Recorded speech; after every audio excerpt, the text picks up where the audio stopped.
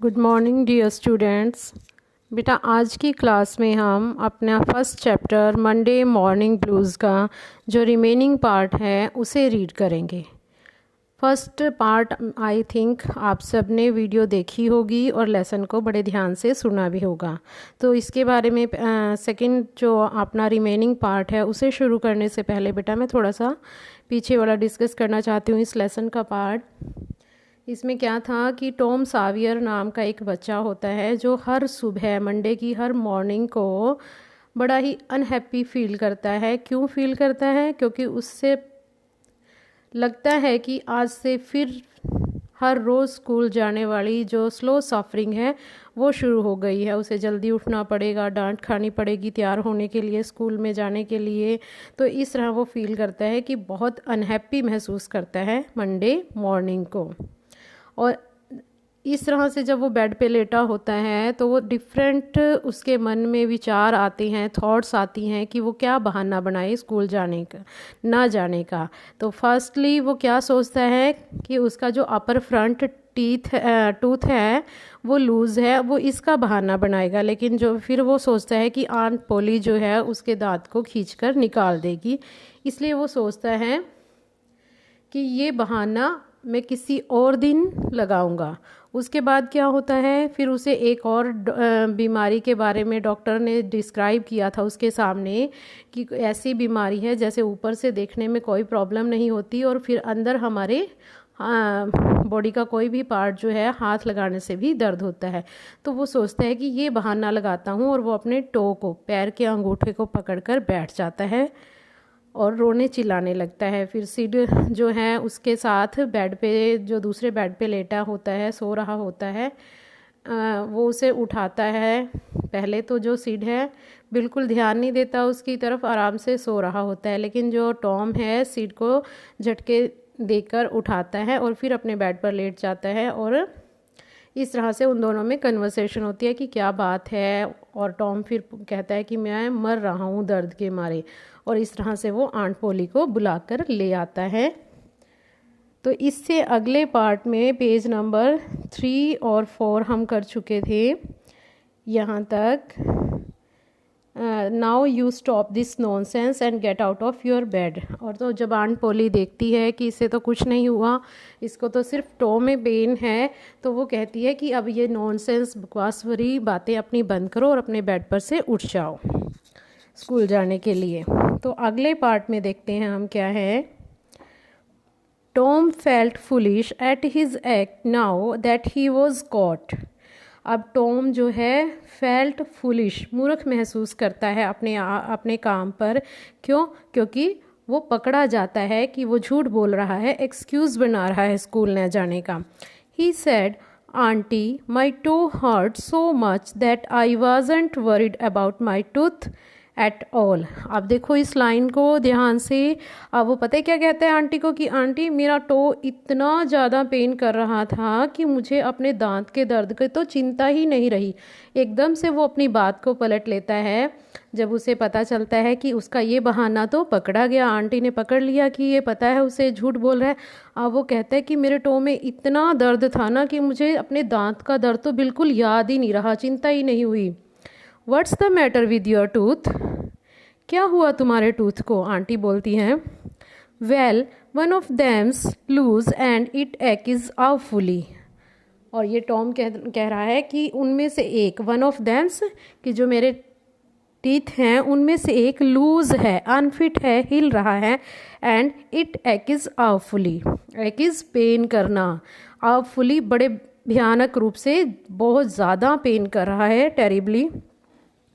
Open your mouth and let me see said his auntie. उसकी auntie ने कहा अपना मुंह खोलो और मुझे देखने दो। Yes it is loose, all right, but you aren't going to die because of that. उसकी आंटी उसे कहती है कि हाँ ये तो हिल रहा है, बिल्कुल ठीक कह रहे हो आप, लेकिन तुम इस दांत के हिलने से मर नहीं रहे हो।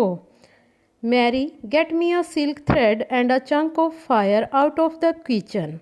अब आंट पोली मैरी को कहती है कि किचन में से एक चंक ऑफ फायर, चंक क्या होता है? सॉलिड पीस ऑफ फायर, आग का एक सॉलिड पीस, और एक सिल्क थ्रेड लेकर आओ मेरे लिए। Tom said, "Oh, please, Auntie, don't pull it out. It doesn't hurt me anymore."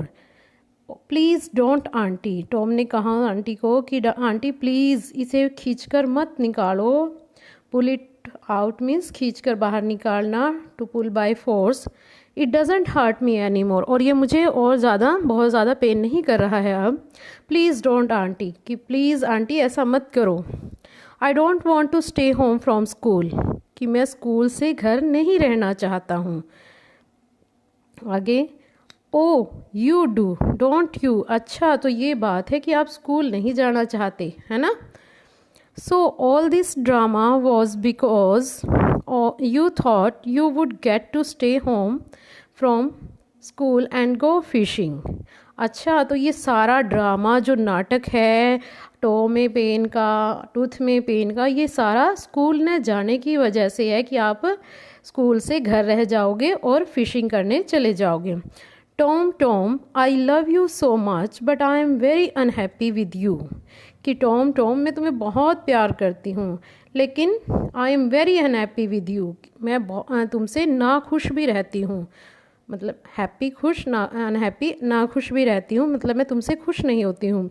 You seem to try every way you can to break my old heart with your outrageousness. Outrageousness क्या होता है? Shocking behaviour, हैरान कर देने वाला behaviour. Tom क्या करता है? टॉम डिफरेंट काइंड्स के एक्सक्यूजेस बनाता है, एकदम से अपनी बात को पलट देता है।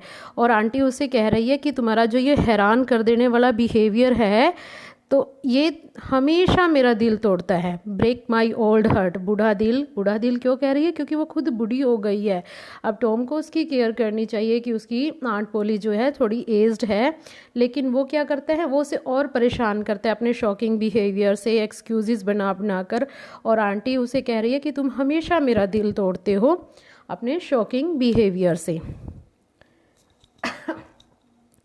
Bye this time the dental instruments were ready. जब वो टॉम और आंट पोली बात कर रहे थे इतने में मैरी जो है डेंटल इंस्ट्रूमेंट्स क्या क्या थे?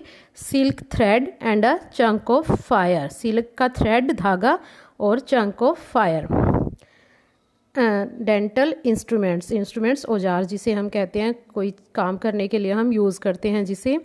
The old lady fastened one end of silk thread to Tom's tooth with a loop. क्या किया ओल्ड लेडी ने?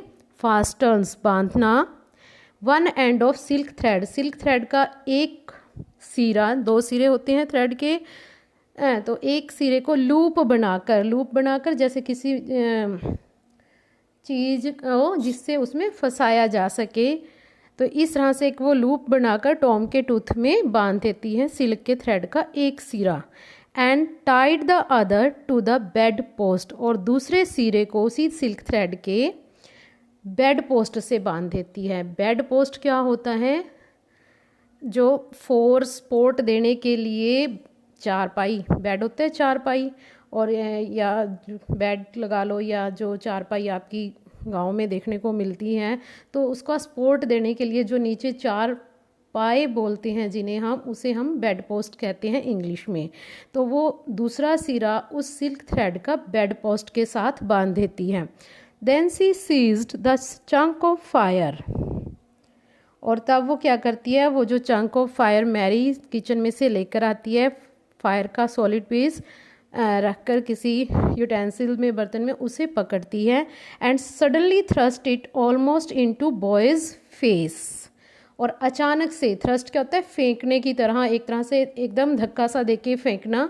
इस तरह से वो आंट पोली जो है उस चंक ऑफ फायर को बॉय टॉम के फेस के पास लेकर जाती है, एकदम फेंकने के बराबर। फेंकती नहीं है, मतलब एकदम से अचानक से लेकर जाती है। और इससे क्या होता है? कैसे टूटता है दांत? क्योंकि उसने लूप बनाई हुई है सिल्क थ्रेड का एक कॉर्नर पे, एक एंड पे, और दूसरा चारपाई के साथ बांधा हुआ है बेड पोस्ट पर। जैसे ही आंट पोली वो चंक ऑफ फायर जो है टॉम के फेस के बिल्कुल आगे लेकर आती है, तो एकदम से झटका लगाकर जो है टॉम पीछे होता है, और जो सिल्क थ्रेड है वो खिंच जाता है जोर से। टॉम तो डर के मारे पीछे भागता है कि आग का जो टुकड़ा है मेरे ऊपर ना गिर जाए, और पीछे भागता है तो वो थ्रेड जो है टाइट हो जाता है, खिंच जाता है, और खींचने की वजह से जो है उसका टॉम का टूथ जो है टूट जाता है। अब क्या होता है, the tooth hung dangling by the bed post now, कि जो टूथ है लटका हुआ है, डैंगलिंग झूलते हुए, झूल रहा है मीन्स, और वो बेड पोस्ट के पास झूलता हुआ लटक रहा था। इस तरह से आंट पोली जो है टॉम का टूथ तोड़ती है। तो बेटा इस स्टोरी से हमें क्या लेसन सीखने को मिलता है, क्या शिक्षा मिलती है, कि हमें अपना जो काम है या स्कूल जाने का या कोई भी अपना ऑनेस्टी से करना चाहिए, हमें एक्सक्यूज़ेस नहीं बनाने चाहिए। जो हमारे एल्डर्स हैं वो हमारे भले के लिए ही हमें कुछ करने के लिए कहते हैं कि आपको ये करना चाहिए या ये नहीं करना चाहिए, तो हमें उनकी बातों को अनदेखा नहीं करना चाहिए और ना ही उनके सामने एक्सक्यूज़ेस बनाने चाहिए। वो आपके बड़े हैं, आपसे ज़्यादा एक्सपीरियंस्ड हैं, तो वो आपके बहानों को, एक्सक्यूज़ेस को तो पता लगा ही लेते हैं कि इस टाइम इस बच्चे को कोई प्रॉब्लम है या नहीं है। तो इस स्टोरी से आई थिंक यही आपको सीखने को मिलता है। आई होप कि आपको ये स्टोरी बहुत अच्छी लगी होगी। Thank you, have a nice day.